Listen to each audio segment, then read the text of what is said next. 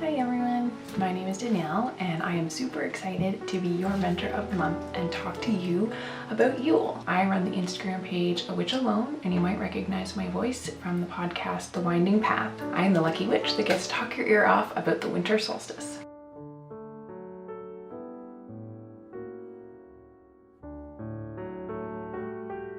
So first off, what is the solstice? Astronomically, the solstice occurs when one of the Earth's two poles is farthest away or tilted from the sun. So when our North Pole is tilted closest to the sun, we have the summer solstice. So when our North Pole is tilted farthest away from the sun, we have the winter solstice, which would mean at the same time it's the summer solstice for the southern hemisphere. Based on a bunch of astrology, time changes, and the extra 25% a day that we get every year, eventually leading up to a leap year, the winter solstice can change anywhere for a few days between December 20th and 22nd. Generally, it seems to happen on the 21st most years. So what does this mean magically?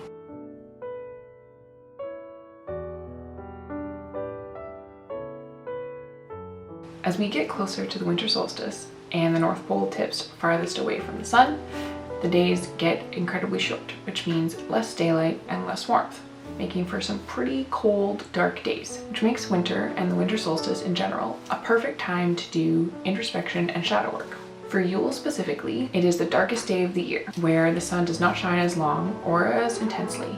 Even when you're in its rays, you may still feel cold. Think of Yule as kind of like the new moon of the wheel of the year. It is really dark and kind of has less energy. Everything is hibernating and it's very restful. So this is a great time to start putting into place goals and plans that you've been thinking about and starting to work on.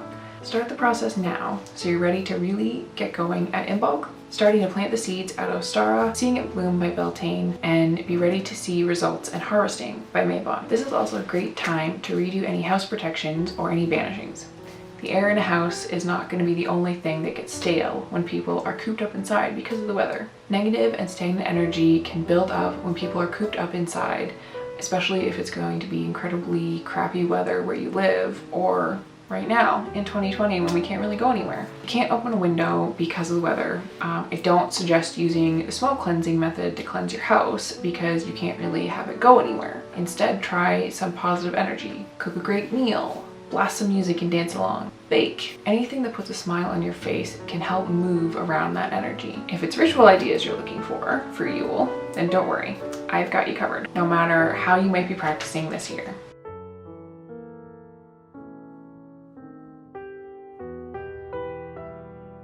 Some practices are so common now that their pagan start has been forgotten, which, although that is sad, it does make it incredibly easy for people to celebrate if they are kind of practicing in secret. Bringing in evergreen trees and boughs of greenery and making wreaths are a very old pagan tradition. Decorating your home with these on the day when the sunlight is at its shortest is a way to signify that the sun god's strength would now be returning.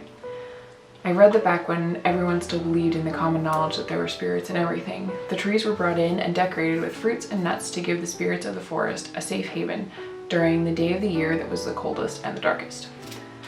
Baking, making, and giving gifts are traditional for the time of year. Everybody knows about Christmas, but you can magic it up a bit by adding your own energy to every spoonful you add to a recipe or every knot that you tie onto a package.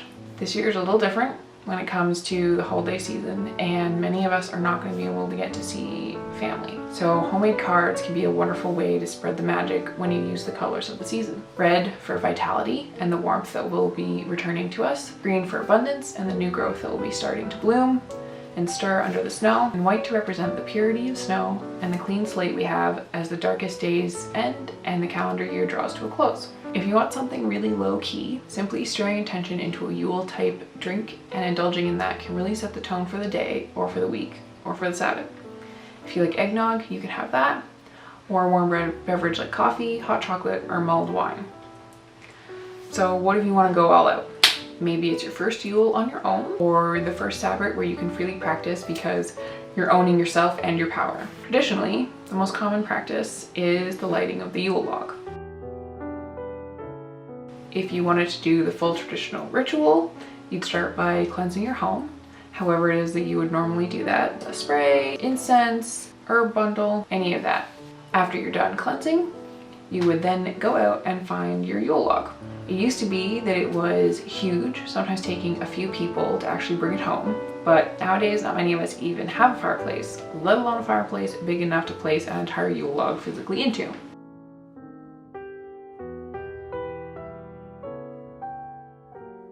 Then you would carve symbols into the log, usually ones that denote winter or dark deities, so that when you burn the Yule log, it was signifying that the warmth and the ending of winter would be coming soon. The log was decorated with greenery and used to be anointed with ale, mead, or whiskey, and usually lit with a piece of the Yule log from last year. If you want to take part in the Yule log burning without a fireplace, don't worry. Here's my suggestion for methods that I have personally tried.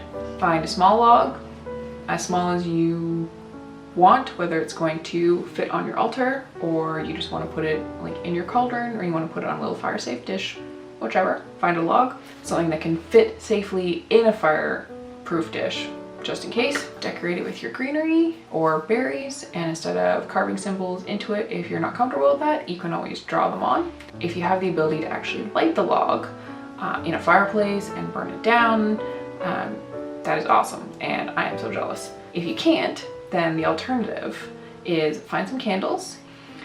Then you can burn the candles down to nothing and have the wax kind of spread over the Yule log with manifesting the same intentions. You can then keep a piece of that log for next year to light next year's candles or next year's whole log, if you're able to do that. Last year, I tied a bunch of sticks together because I didn't think about getting a Yule log until the week before Yule, because I thought, I'm in an apartment, I can't light a Yule log, but it was pretty awesome because I got to tie it together with all these Yule colored ribbons, and then I melted the candles on, and it was still awesome. So you don't have to have a fireplace or live in a big place to have this magical Yule. So what else can you do? Some ritual staples are performing divination, spells that coincide with the energies of the Sabbath, anything like that, eating Sabbath foods and things like that. So let's go over some of the different correspondences that Yule has to help you kind of pinpoint what you might want to add into your ritual for the day. Some of the spiritual keywords to focus on this season are beginnings and birth, cycles, challenges, endings, gratitude, insight, rebirth, sacrifice, silence, sleep, and wisdom.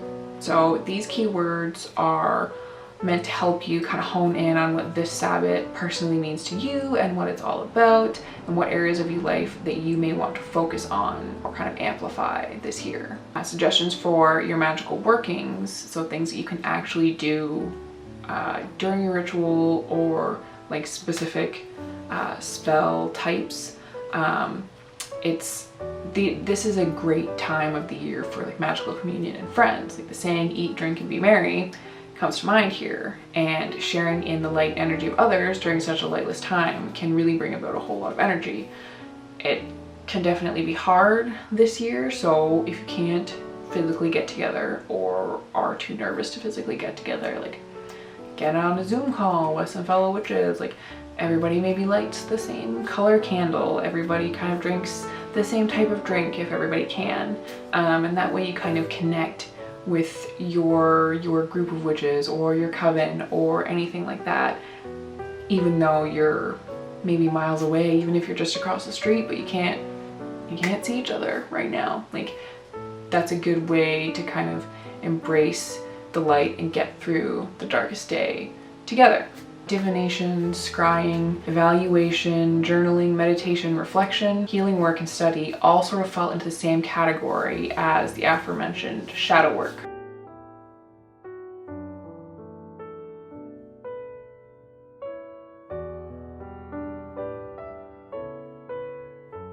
So shadow work is a term that many use, but not many people I think understand fully. And it can be kind of freaky, as we as humans coincide shadows and dark with evil and scary, and especially if you are a new witch to your craft, shadow work may seem completely out of your wheelhouse or not something that you think you should do, but it's not the truth. The light cannot exist without the dark to offset it. And so does that ring true for you? You experience joy because you know what sadness feels like. There is a balance. shadow work is not only a tool to balance you, but it also helps you understand some of the darkest and deepest parts of yourself. Understanding the way you tick will give you a level of awareness that few possess. So how do you start this work? Shadow work is definitely not for the faint of heart. It's hard and it's painful, and it involves being brutally honest with yourself about things you may have been hiding away from everybody, including the person you see in the mirror. But doing the work is like finding a crack in your foundation and fixing it right away, instead of ignoring it and watching it get bigger with every storm until suddenly there's water everywhere and everyone can see how broken your foundation is. It's not pretty, and many don't choose to do shadow work because of how comfortable they know it will be and the fear of what they will find. But to me, that is all the better reason to do it. There are meditations you can do, guided meditations, journaling exercises, and just going to therapy to help you unearth and overcome some of the things hiding in your shadows. And while doing all of this won't make them disappear necessarily, it will make them less scary. While you're not going to unearth all of your shadow work on one night for the solstice or even during all of winter, beginning it during this season will definitely add a little bit of magical foundation to your healing. The thing I like the most about the more mundane correspondences is that you can channel any kind of energy just by wearing like the color of the season or eating the foods of the Sabbath that are so common, like fruitcake, even though I don't really know anybody that actually likes fruitcake. So some of the colors, like we went over green and red and white, which is why like so many people wear green and red at Christmas, and there's all of these energies that come along with those colors. But another color associated with Yule is gold. Gold obviously signifies gifts and riches, but it is also a color that embodies the solar energy of the sun, and something that we have less of during this solstice and during winter, and that we crave. We miss that warmth and the sunshine of the sun. So having a gold candle, for instance, is a good way to embody that, both like physically with the color of the candle, but also the fire of the lit wick. So herbs and spices. One of the best things about the magical properties that comes from herbs and spices is that so many of them can be found in grocery stores or bulk food stores, making them easily accessible to everybody and relatively inexpensive. Cardamom and cinnamon, two spices known for their intuitive properties, are as well good for increasing your psychic awareness and your powers. Cloves are good for divination, healing, adding power to pretty much any other spell. It's kind of like an amplifier herb. Ivy, not really something that you would want to ingest. It's kind of more of a house plant, but ivies are a plant that spreads rebirth, renewal, transformation, which if you've ever watched an ivy grow, they showcase that no matter the environment, they will prevail. They will climb up brick walls. Mistletoe is the #1 plant that everyone thinks about when they think about this time of year. Mistletoe is a plant of peace, prosperity, protection, and healing, so it's no wonder that people want to meet the right person underneath it or hang it by their doors. Nutmeg brings in awareness and alertness and can add extra to your intuition. Peppermint is one of the things that I love about peppermint is that it is so easy to grow. It is easy to acquire, especially if people like the taste. It is good for divination, intuition, and psychic powers. So having a cup of peppermint tea before you perform any kind of divination, like reading your cards or throwing runes, might add to your ability to more easily decipher what you're looking at. Rosemary is kind of a great all-purpose herb, and any time of the year you can use it. But for this time, it is great for banishing, healing, divination, and protection. Culinary sage is a sage that you can eat and cook with. There are so many different types of sage, which is why it's easily found in a grocery store or in, again, like a bulk food store. It is a good calming herb that also adds to the healing and protection. So if you can stand the taste of sage, adding a small amount into your peppermint tea can be a ritual all on its own. And saffron, an herb of intense emotion and passion, it can be used to add a little bit of spice, a little bit of spark to your spells, especially those involving wealth, like helping you get a passion for what you do for a living or kind of reignite that passion that you have. I'm gonna go over some scents really quick here. A lot of them are obviously similar to the herbs that I just mentioned, like cardamom and cinnamon and clove. That's why they're so commonly seen in like candles for this time of year. Others are pretty obvious, like the smell of the evergreen tree and the smell of burning wood, because there are so many bonfires, and lighting the Yule log. Obviously, you're gonna smell burnt wood. Frankincense and myrrh are two scents that aren't listed in any other area for Yule correspondences. They are good scents for incense in other essential oils, and you can put them in your diffuser or anoint ritual candles with them. Now, there are so many different tools and decorations that you can adorn your home with, or your altar, or your sacred space, or even keep with you. Most notable and the easiest would be evergreens, mistletoe, trees, wreaths are easy ways to decorate your space, and they won't be questioned by other people. You know, if you have a wreath on your front door, they're probably not going to be like, oh my gosh, why do you have a wreath? Do you practice witchcraft? No, they're just going to be like, hey, that's a nice wreath, but you'll know the symbolism behind it. Because they're a circle, they're sort of like the wheel of the year, where it's never ending. We move through the lightness and the darkness of the year, and the warmth and the cold and everything like that. And so wreaths are a good way to kind of remind yourself that yes, you're in the dark, but it will come back to the light. And you can put different greeneries and things in your wreath. You can decorate it and magic it up a little bit by putting in things like rosemary sprigs or sage sprigs, just to kind of add that little bit of an oomph and add protection to the thing that's going to hang on your front door. So if people come up and they go, you know what, I don't really think I'm gonna like it here. Well, I guess your wreath is doing its job. Light and darkness are they're a pretty obvious symbol for the darkest day of the year. But at first it might not be easy for you to figure out how to show that. So candles. Candles are probably the best way, especially if you're gonna light a candle in a dark room. It's very obvious that there is your light in the flame, and it will always light up the dark. They will always be together. Cauldrons are one of those tools that most of us have that goes well with any season. Historically, cauldrons were the large cooking pots that many people used. So their symbolism of creation and manifestation are very literal, on top of making things like soups to keep you warm throughout the winter. If you have tarot cards, you can also pull out some of the major and the minor arcana to kind of help you direct your focus and your intent. You can use it for spells, or you can use it just on your altar, your sacred space for your ritual. The Pentacle suit is the suit associated with Yule, as prosperity, abundance, and beginnings are prevalent keywords for both that suit and for Yule. So you can choose any of the Pentacle suit to help you with a little extra to your spell or to your ritual. So if you are looking to kind of move on to a new job, maybe you want to pick the Ace of Pentacles, or you're so close to getting what you need or to achieving that goal, maybe you want the Knight of Pentacles or the Ten of Pentacles, things like that. The Hermit, the Magician, and the World are the major arcana cards associated with Yule. So the Hermit, because of the restful and hibernative state of the winter solstice, turning in on oneself and resting would make sense. Being able to be calm, to be just with you as a person. That's kind of the whole embodiment of the Hermit. The Magician, because you have all the tools and the power within you. You simply need to tap into it.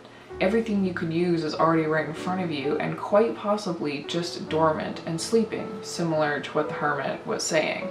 It's everything is right there, you just kind of need to wake it up. In the World, as is the turning of the wheel, the world indicates the completion of one cycle and the start of another. So this is pretty obvious during the solstice, when we're coming to a point where everything essentially changes after this. I mean, everything changes after each Sabbath, but the solstice is definitely where you go from a day with very little sun and a whole lot of dark to the next day having just a little bit more light. Everything starts to change. The whole world starts to change after solstice. Crystals, obviously, are something that every witch just loves. I don't know a witch that doesn't love crystals. They may not know how to use them. I don't really know how to use them, but I love them and I will always pick them up. They are a great way to channel energy in a more subtle way. You can hide them in pockets or purses or in your bra or in your shoes. Pretty much anywhere on your person you can have a crystal. And some of the crystals associated with the solstice, there is 4 main ones that I want to talk about. Onyx, which is no surprise because it's such a dark stone, it is great for balance between your physical energy and your spiritual energy, and for grounding you during a very dark time. Turquoise, it has the healing powers and that of protection. Zircon, a stone that will help you calm and has healing energy. And Tanzanite, which dispels negativity, lifts depression, and provides you with a more intense mental clarity. And while I'm done overloading you with correspondences, I do want to talk about why Tanzanite would be a good crystal to keep on you. So something that isn't really talked about is the rise of depression during the darker months, the winter months. And yes, like, it is called seasonal depression, and there are so many people that suffer from it, but I find that a lot of my summer loving, light and warmth witch friends really struggle during the darkest times of the year. And sometimes it gets to the point where they find it really hard to indulge in their own everyday practices, like reading cards or scrying or studying that new occult book that they brought home. So here's something that I'm going to suggest if you're a sufferer during the darkest months, regardless of your mental state, whether you don't have depression and you just kind of feel like blah when it's really dark and cold all the time, or if you do suffer from depression, like me. Candles. Get candles. So many candles, and I know that most of us have a lot of candles, but candles. And specifically light, sun, summer colored candles, like oranges and yellows and whites and pinks. They can be any kind of candle, chime, taper, pillar, votive, doesn't matter. Set one up. If you can get your hands on some peppermint or sage essential oil, I suggest anointing the candle. These herbs that I'm sprinkling in would just be an add-on, and if you can only get the candle, that's fine. But if you have cinnamon or nutmeg or ginger or dried lemon or orange zest, which is just the peel, sprinkle that around the candle. If you decide to pick up a piece of Tanzanite, place it close to the candle while you have it lit, and light it. Light that candle at the same time every day for the same amount of time. Doesn't matter if it's 10 minutes, an hour, half an hour, any amount of time that you can. And while you have it lit, I want you to think about the warmth of the sun and how each passing day you have a few extra minutes, a few extra seconds of sunlight that's available to you on the other side of the winter solstice. And when you're done, and when you've blown out that candle or snuffed out that candle for that day, keep your Tanzanite with you. Keep it with you when you need that little extra spark, that little extra lift. Just hold it, just touch it, just thumb it around. Anything you have to do just to get that lift. And keep doing this for as long as you feel necessary throughout all of the darker months. You could do it for a week, you could do it for a month, you can do it from the first day that the sun sets at 6 to March. Doesn't matter. Do it as long as you feel it will help. And it will help. It will help. If you're looking for a Yule specific spell, probably the easiest one that I love doing is a healing jar spell. So this jar spell would encompass all of the healing energies you may want to tap into, either because the darker months are a good time to rest and hibernate and to heal, or if you choose to take on some shadow work and you just want that little bit of oomph, that preemptive band-aid to the things that you are going to have to experience during it. So this jar spell is meant to be one that you keep with you and charge in the moonlight when you feel like you need a boost. So if you want to physically keep it on you, I suggest finding like a really tiny jar that you can tuck into a backpack or a purse or your pocket. And if you want to get a larger jar and keep it on your sacred space, or take it down whenever you choose to dive a little deeper into yourself or kind of near your bed, you can do that. You can have a little bit of a bigger jar that you just keep with you or keep near you, and then in the full moon you just charge it, recharge it, re-cleanse it, all of that stuff, so that you can continue to heal, to benefit from the healing properties of your magic. So you can pick all or some of the herbs from before that have healing properties, like clove, mistletoe, rosemary, or sage, or all of them. You can also add in nutmeg for intuition, and since rosemary kind of has a few, it also doubles as psychic protection while diving deep into yourself. Add in your desired herbs. If you choose to add crystals, you can add in turquoise and zircon.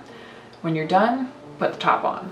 place a green candle on top and light it so the wax seals the jar, which is kind of really just an add-on. If you don't have a green candle and you don't want to seal the jar that way, that's also perfectly fine. You can just even light a candle, green candle nearby while you're doing it. It'll have the same benefit. These, of course, are just some of the ideas you can do and not rule or law. The important thing about performing your Sabbath ritual is to make it yours. Just like the wheel of the year is always turning, we are always changing and moving with the earth. You can just sit down and light a candle and meditate on the energy of the season, or you can make a huge ritual with spells and divinations and meditations and everything that you can think of under the sun. The whole point of rituals is to connect with the energy of the earth and the season where you are at that time.